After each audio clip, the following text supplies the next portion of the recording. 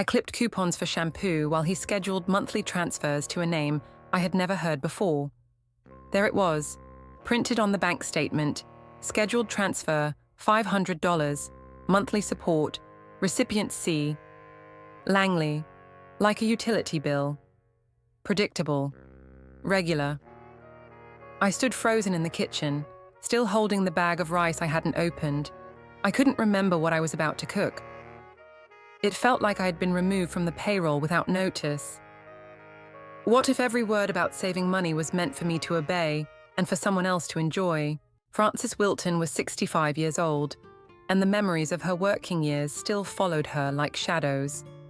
She had spent decades as an office assistant at a family-owned distillery in Bardstown, Kentucky. It was a modest company, built on handshake agreements and handwritten ledgers. Her husband, Carlton Wilton, had worked there as well. He had been the head accountant, the man with the final say on numbers, payroll, and long-term projections. They had retired some years back, settling into the farmhouse they had bought in 1982. The place was weathered but proud, with creaking floors and a sagging porch swing. The wind chimes by the kitchen window no longer rang out fully, their sounds clipped and uncertain, just like their conversations had become over the years. Since retirement, Carlton had taken over every financial decision. He insisted it made sense. He monitored the accounts, paid the bills, and carried both their debit cards. Frances was no longer involved in decisions about what could or could not be bought.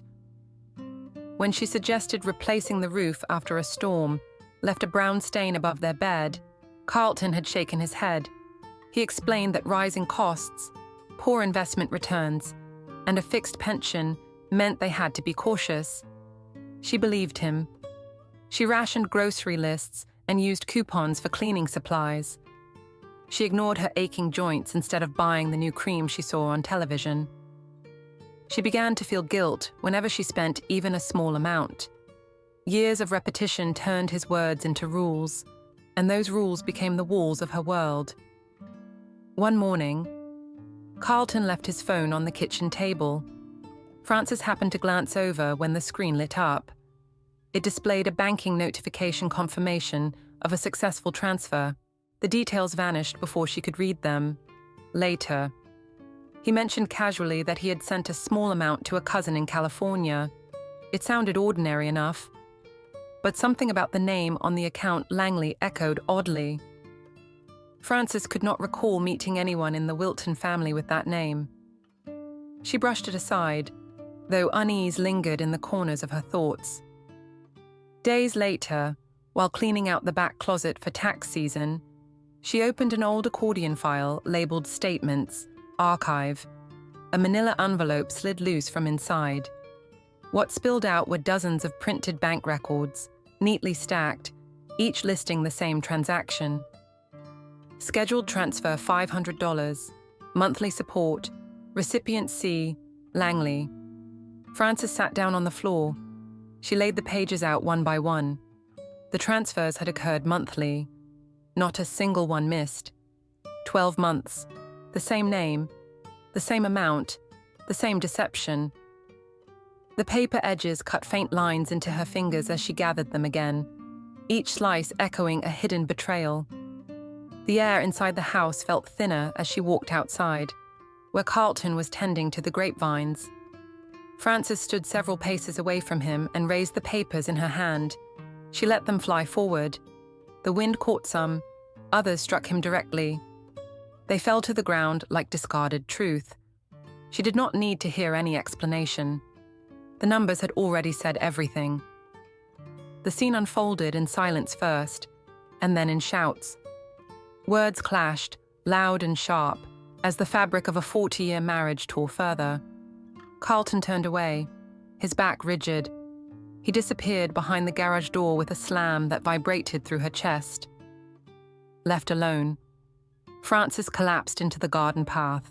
Her knees scraped the stone, but she felt nothing.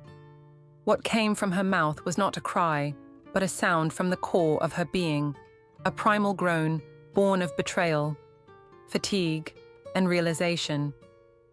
It was not about a single lie. It was about years of subtle erasure. She sat motionless long after he left. When she rose, it was to walk back into the kitchen where the papers still lay in disarray. The betrayal was not just personal, it was legal, financial, systemic. Carlton had not simply broken trust, he had exercised financial control. He had decided what she could and could not buy, made her feel ashamed to ask for necessities, and diverted shared resources into secrecy. What she experienced was elder financial abuse, though no one had ever called it that until now, not even herself. Her breath caught in her chest. The pain was not sharp, but crushing, as if something heavy sat directly on her ribs. The space around her felt narrower. The room tilted slightly. She blinked slowly, and for a moment, everything was blurry, not from tears, but from pressure in her temples. Her foot struck a clay pot by the door. It tipped and shattered on the floor. Soil spilled out across the tiles. She looked at the mess, unmoved, her pant legs smeared with earth. She made no sound. Her mouth opened once, then closed again. Later that night, with the wind brushing against the windows and the air filled with the scent of rain-soaked wood, her voice returned. She said nothing loud, nothing fierce, just two broken sentences, whispered into the dark. She should have raised her voice the first time he told her to wait until the next check. She had not stayed quiet because she was weak. She had stayed quiet because she believed she mattered more than money. That, too, had been a lie. The night swallowed the last of the sound, and the silence that followed was not peace, it was clarity. And it was enough to begin again. The core of this story was never just about money. It began with a belief, a quiet, dangerous one, that staying silent would preserve the peace. Like many women of my generation, I was taught that financial matters belonged to the husband. I believed that trusting him meant safety. But trust without access is not security. It is surrender.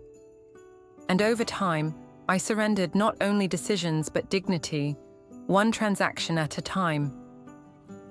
What I lost wasn't just dollars. It was the right to say yes, or no, to my own life. Carlton used that trust to build a wall between us. He withheld information, disguised transactions, and created a world where I depended on him for basic permission. He told me we were saving, when in truth, he was spending behind my back. His actions were not just dishonest, they were a form of financial control. And I didn't know until it was too late that this kind of control, inside a marriage, is recognized by law as abuse. But my silence played a part too.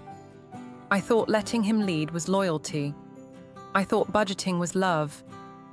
I didn't know that being denied access to the account we both earned into, or being told not to spend without approval, was something I could fight.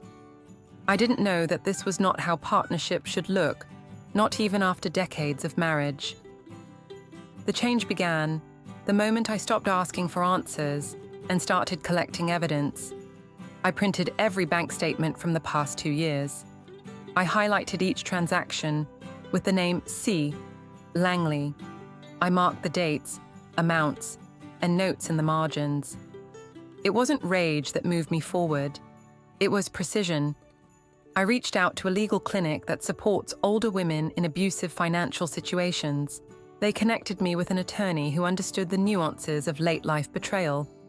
She helped me file for an emergency divorce with the Family Court of Kentucky. We cited financial abuse, an often invisible but deeply damaging form of harm within long-term marriages. My legal team submitted documentation that showed clear patterns. Carlton had diverted funds meant for household expenses and retirement into a series of undisclosed transfers. These weren't just errors. The court classified them as dissipation of marital assets. That allowed me to request a disproportionate share of remaining joint property to recover what had been lost. I also requested reimbursement for the exact amount transferred, $6,000 in total. The judge agreed. Carlton was ordered to liquidate a personal asset, a vehicle held in his name, to cover the damages. More importantly, I asked to retain the home we had shared since 1982.